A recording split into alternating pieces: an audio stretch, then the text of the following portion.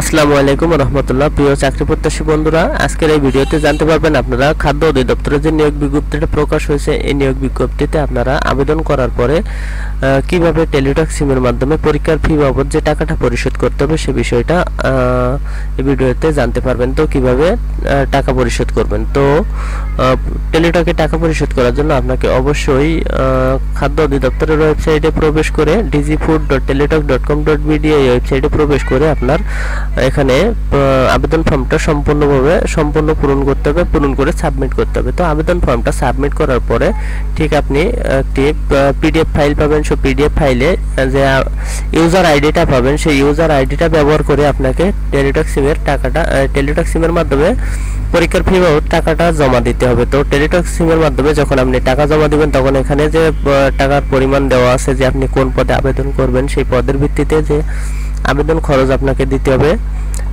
তার থেকে 10 টাকা অথবা 20 টাকা আপনার টেলিটক সিমে অবশ্যই ব্যালেন্স বেশি টাকা লাগবে। তো যদি আপনার খরচ হয় 112 টাকা, তাহলে আপনার ব্যালেন্সে অবশ্যই 125 টাকার মতো ব্যালেন্স থাকতে হবে। তো সেই ব্যালেন্স থাকার পরে আপনি এখানে যে আবেদন সাবমিট করার পরে যে ইউজার আইডিটা পাবেন, সেই ইউজার আইডিটা ব্যবহার করে এখানে এসএমএস করবেন। তো টেলিটক সিমের মেসেজ অপশনে আপনাকে ডিজি ফুড স্পেস যে আবেদনের পরে যে ইউজার আইডিটা পাবেন, সেই ইউজার আইডিটা লিখবেন এবং 16322 নাম্বারে এখানে আপনাকে সেন্ড করতে হবে।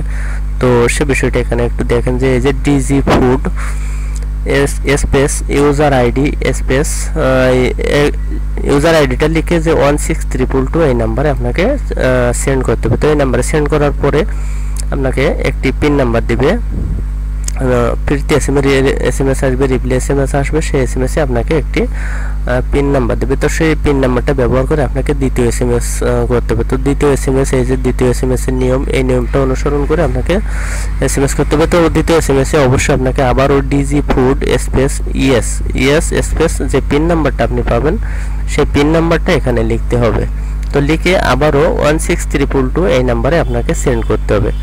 তো এইভাবে আপনারা যদি সেন্ড করেন, তাহলে আপনার এসএমএসটা পরীক্ষার ফিটা জমা হয়ে যাবে এবং আবেদনটা সম্পূর্ণভাবে কমপ্লিট হয়ে যাবে। তো আশা করি সবাই বুঝতে পেরেছেন। যদি বুঝতে সমস্যা হয় তাহলে ভিডিওটা রিপ্লে করে মনোযোগ সহকারে দেখবেন, তাহলে সম্পূর্ণ বিষয়টা বুঝতে পারবেন। তো এই ছিল আজকের ভিডিও। আশা করি সবাই ভালো থাকবেন, সুস্থ থাকবেন। ধন্যবাদ সকলকে। আসসালামু আলাইকুম।